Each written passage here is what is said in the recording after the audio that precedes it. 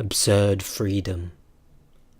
Now that the main thing is done, I hold certain facts from which I cannot separate. What I know, what is certain, what I cannot deny, what I cannot reject, this is what counts. I can negate everything of that part of me that lives on vague nostalgias, except this desire for unity, this longing to solve, this need for clarity and cohesion. I can refute everything in this world surrounding me that offends or enraptures me, except this chaos, this sovereign chance, and this divine equivalence which springs from anarchy. I don't know whether this world has a meaning that transcends it, but I know that I do not know that meaning, and that it is impossible for me just now to know it. What can a meaning outside my condition mean to me? I can understand only in human terms. What I touch, what resists me, that is what I understand. And these two certainties, my appetite for the absolute and for unity, and the impossibility of reducing this world to a rational and reasonable principle, I also know that I cannot reconcile them. What other truth can I admit without lying, without bringing in a hope I lack, which means nothing within the limits of my condition? If I were a tree among trees, a cat among animals, this life would have a meaning, or rather this problem would not arise, for I should belong to this world. I should be this world to which I am now opposed by my whole consciousness and my whole insistence upon familiarity. This ridiculous reason is what sets me in opposition to all creation. I cannot cross it out with a stroke of the pen. What I believe to be true, I must therefore preserve. What seems to me so obvious, even against me, I must support. And what constitutes the basis of that conflict, of that break between the world and my mind, but the awareness of it? If therefore I want to preserve it, I can through a constant awareness, ever revived, ever alert. This is what, for the moment, I must remember. At this moment, the absurd, so obvious and yet so hard to win, returns to a man's life, and finds its home there. At this moment, too, the mind can leave the arid, dried-up path of lucid effort. That path now emerges in daily life. It encounters the world of the anonymous, impersonal pronoun, one. But henceforth, man enters in with his revolt and his lucidity. He has forgotten how to cope. This hell of the present is his kingdom at last. All problems recover their sharp edge. Abstract evidence retreats before the poetry of forms and colors. Spiritual conflicts become embodied and return to the abject and magnificent shelter of man's heart. None of them is settled, but all are transfigured. Is one going to die, escape by the leap, rebuild a mansion of ideas and forms to one's own scale? Is one, on the contrary, going to take up the heart-rending and marvelous wager of the absurd? Let's make a final effort in this regard and draw all our conclusions. The body, affection, creation, action, human nobility will then resume their places in this mad world. At last, man will again find there the wine of the absurd and the bread of indifference on which he feeds his greatness. Let us insist again on the method. It is a matter of persisting. At a certain point on his path, the absurd man is tempted. History is not lacking in either religions or prophets, even without gods. He is asked to leap. All he can reply is that he doesn't fully understand, that it is not obvious. Indeed, he does not want to do anything but what he fully understands. He is assured that this is the sin of pride, but he does not understand the notion of sin, that perhaps hell is in store, but he has not enough imagination to visualize that strange future, that he is losing immortal life, but that seems to him an idle consideration. An attempt is made to get him to admit his guilt. He feels innocent. To tell the truth, this is all he feels, his irreparable innocence. This is what allows him everything. Hence, what he demands of himself is to live solely with what he knows, to accommodate himself to what is, and to bring in nothing that is not certain. He is told that nothing is, but this, at least, is a certainty, and it is with this that he is concerned. He wants to find out if it is possible to live without appeal. Now I can broach the notion of suicide. It has already been felt what solution might be given. At this point, the problem is reversed. It was previously a question of finding out whether or not life had to have a meaning to be lived. It now becomes clear, on the contrary, that it will be lived all the better if it has no meaning. Living an experience, a particular fate, is accepting it fully. Now, no one will live this fate knowing it to be absurd, unless he does everything to keep before him that absurd brought to light by consciousness, negating one of the terms of the opposition on which he lives amounts to escaping it.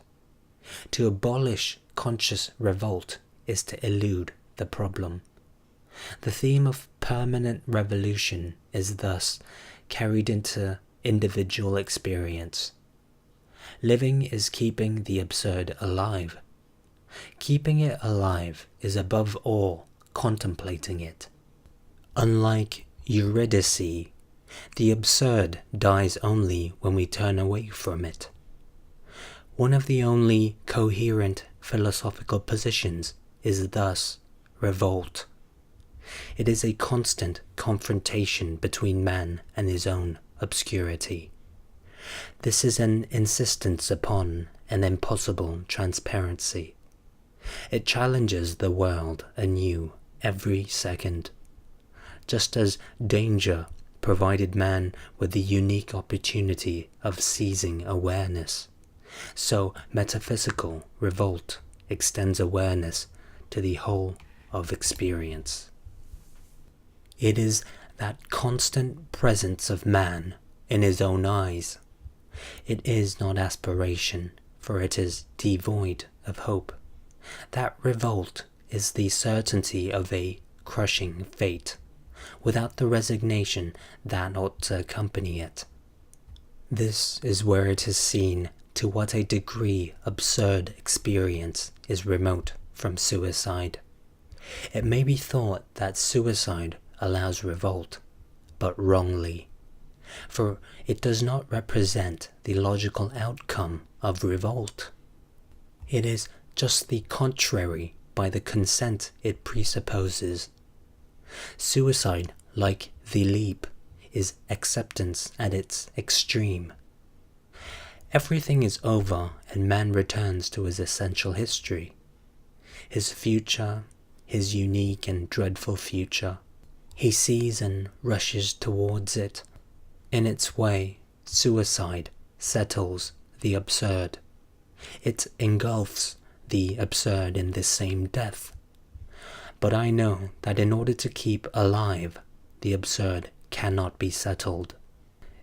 It escapes suicide to the extent that it is simultaneously awareness and rejection of death. It is at the extreme limit of the condemned man's last thought, that shoelace that, despite everything, he sees a few yards away, on the very brink of his dizzying fall. The contrary of suicide, in fact, is the man's condemned death. That revolt gives life its value. Spread out over the whole length of a life, it restores its majesty to that value. To a man devoid of blinkers, there is no finer sight than that of the intelligence at grips with a reality that transcends it. The sight of human pride is unequaled. No disparagement is of any use. That discipline that the mind imposes on itself, that will conjured up out of nothing, that face-to-face struggle have something exceptional about them. To impoverish that reality, whose inhumanity constitutes man's majesty, is tantamount to impoverishing himself. I understand then why the doctrines that explain everything to me also debilitate me at the same time. They relieve me of the weight of my own life, and yet I must carry it alone. At this juncture, I cannot conceive that a skeptical metaphysics can be joined to an ethics of renunciation. Consciousness and revolt, these rejections are the contrary of renunciation. Everything that is indomitable and passionate in a human heart quickens them, on the contrary with its own life. It is essential to die unreconciled and not of one's own free will. Suicide is a repudiation. The absurd man can only drain everything to the bitter end and deplete himself. The absurd is his extreme tension, which he maintains constantly by solitary effort. For he knows that in that consciousness and in that day-to-day revolt, he gives proof of his only truth, which is defiance. This is a first consequence. If I remain in that prearranged position, which consists in drawing all the conclusions and nothing else involved in a newly discovered notion, I am faced with a second paradox. In order to remain faithful to that method, I have nothing to do with the problem of metaphysical liberty. Knowing whether or not man is free doesn't interest me. I can experience only my own freedom. As to it, I can have no general notions, but merely a few clear insights. The problem of freedom as such has no meaning, for it is linked in quite a different way with the problem of God. Knowing whether or not a man is free involves knowing whether he can have a master. The absurdity peculiar to this problem comes from the fact that the very notion that makes the problem of freedom possible also takes away all its meaning. For in the presence of God, there is less a problem of freedom than a problem of evil. You know the alternative. Either we are not free and God, the all-powerful, is responsible for evil, or we are free and responsible, but God is not all-powerful. All these scholastic subtleties have neither added anything to, nor subtracted anything from, the acuteness of this paradox. This is why I cannot get lost in the glorification or the mere definition of a notion which eludes me and loses its meaning as soon as it goes beyond the frame of reference of my individual experience. I cannot understand what kind of freedom would be given me by a higher being. I have lost the sense of hierarchy. The only conception of freedom I can have is that of the prisoner or the individual in the midst of the state. The only one I know is freedom of thought and action.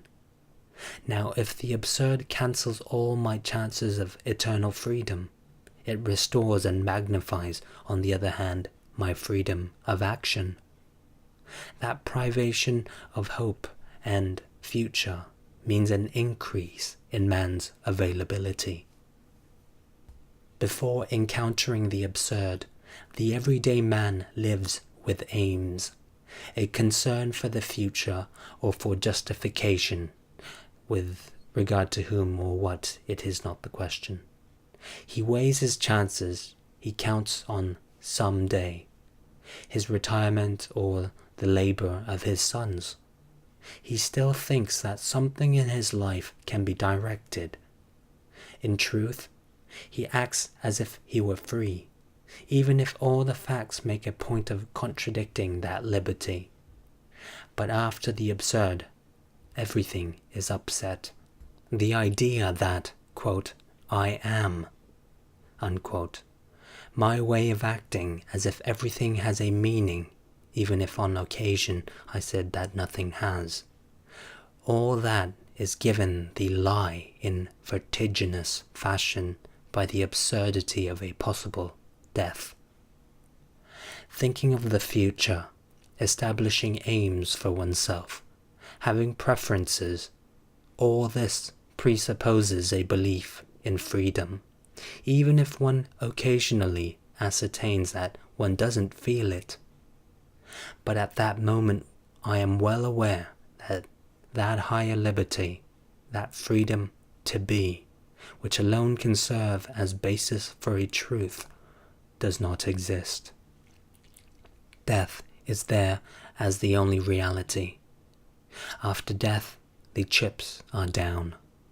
I am not even free either to perpetuate myself, but a slave, and above all, a slave without hope of an eternal revolution, without recourse to contempt. And who without revolution and without contempt can remain a slave? What freedom can exist in the fullest sense without assurance of eternity? But at the same time, the absurd man realizes that hitherto he was bound to that postulate of freedom on the illusion of which he was living. In a certain sense, that hampered him. To the extent to which he imagined a purpose to his life, he adapted himself to the demands of a purpose to be achieved, and became the slave of his liberty. Thus, I could not act otherwise than as the father or the engineer or the leader of a nation or the post office sub-clerk that I am preparing to be. I think I can choose to be that rather than something else. I think so, unconsciously, to be sure. But at the same time, I strengthen my postulate with the beliefs of those around me, with the presumptions of my human environment. Others are so sure of being free, and that cheerful mood is so contagious. However far one may remain from any presumption, moral or social, one is partly influenced by them, and even for the best among them, there are good and bad presumptions. One adapts one's life to them. Thus, the absurd man realizes that he was not really free. To speak clearly, to the extent to which I hope, to which I worry about a truth that might be individual to me, about a way of being or creating, to the extent to which I arrange my life and prove thereby that I accept its having a meaning, I create for myself barriers between which I confine my life. I do as do so many bureaucrats of the mind and heart, who only fill me with disgust, and whose only vice, I now see clearly, is to take man's freedom seriously. The absurd enlightens me on this point. There is no future. Henceforth, this is the reason for my inner freedom. I shall use two comparisons here. Mystics, to begin with, find freedom in giving themselves.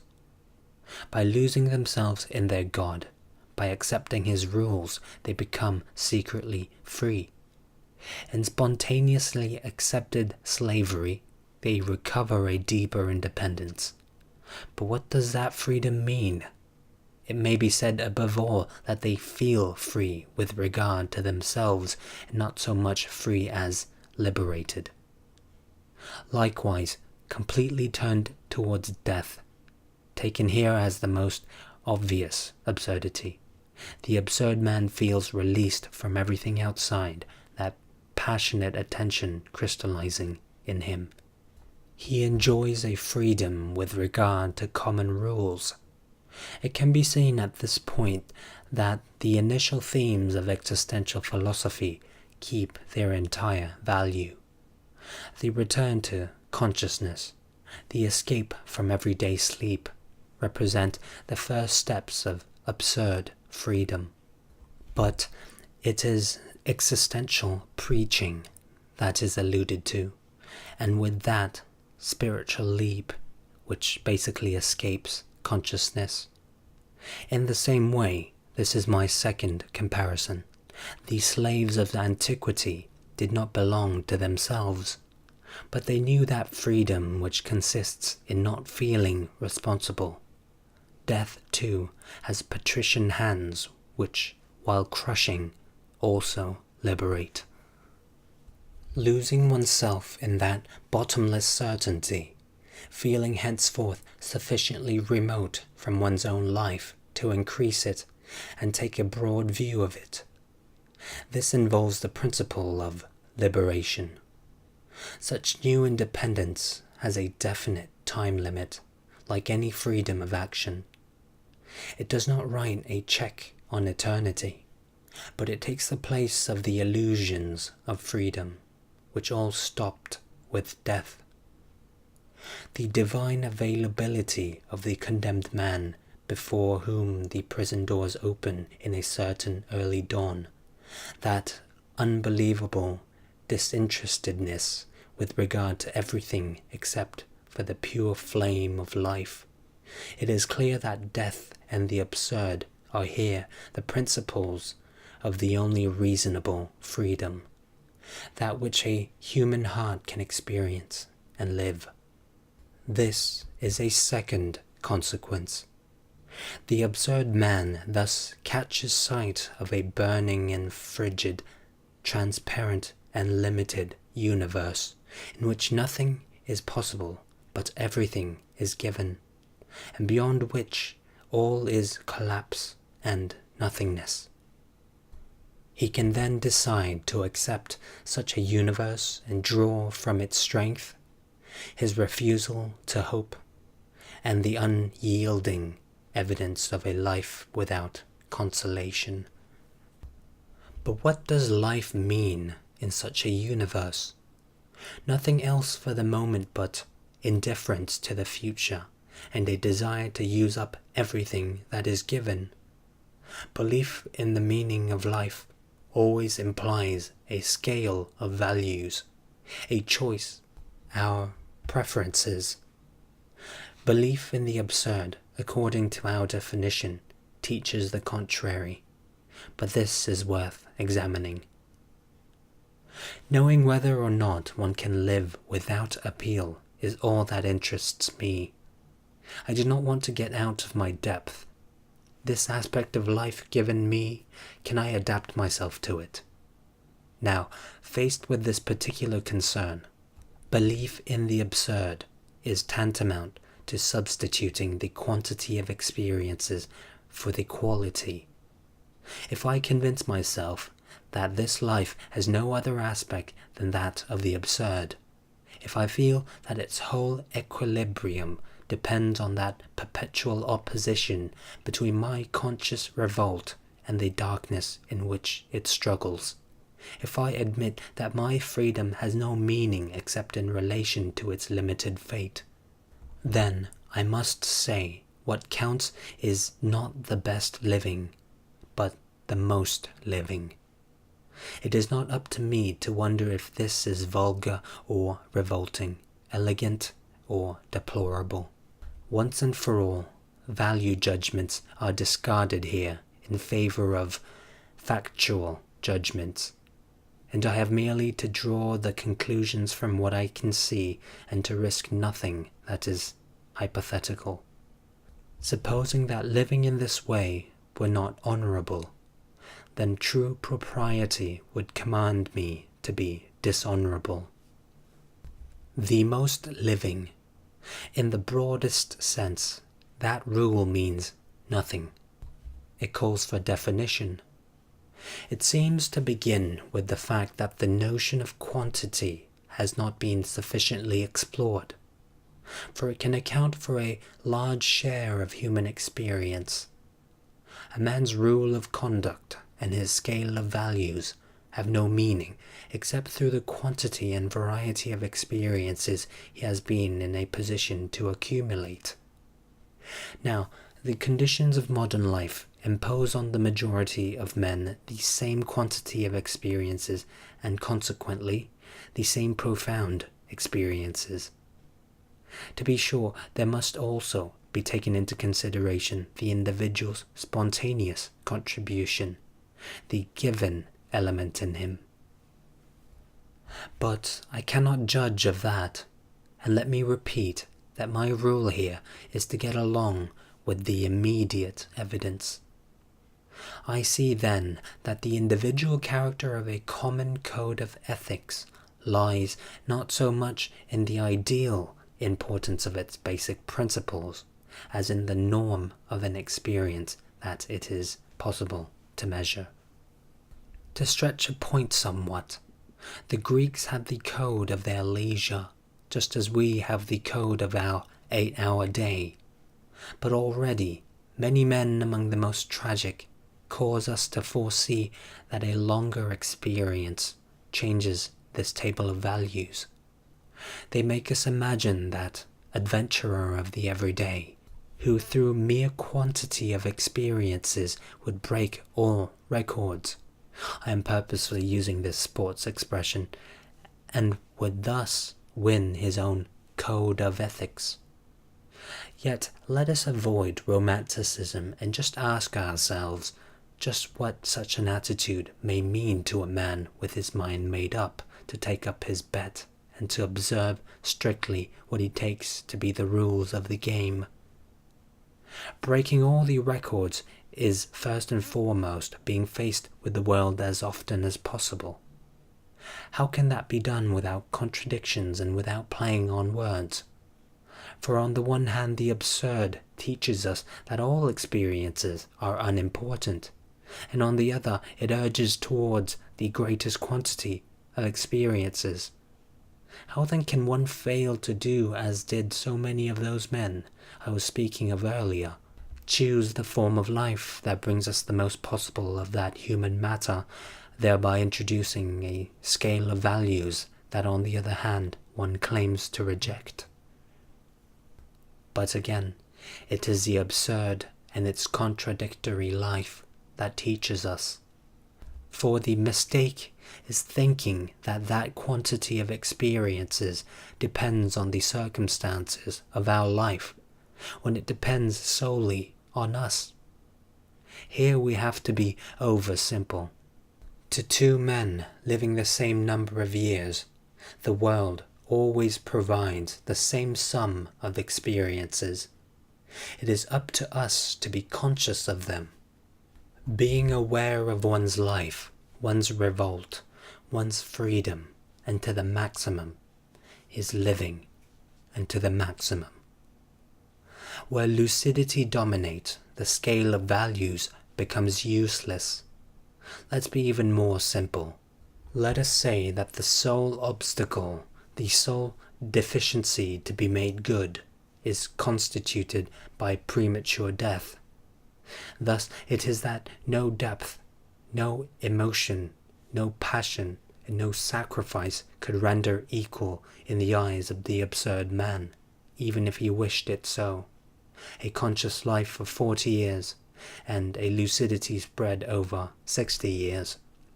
Madness and death are his irreparables. Man does not choose.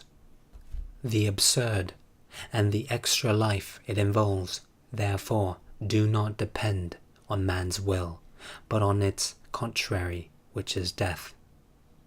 Weighing words carefully, it is altogether a question of luck. One just has to be able to consent to this. This will never be any substitute for 20 years of life and experience. But with an inconsistency odd in such an alert race, the Greeks claim that those who died young were beloved of the gods.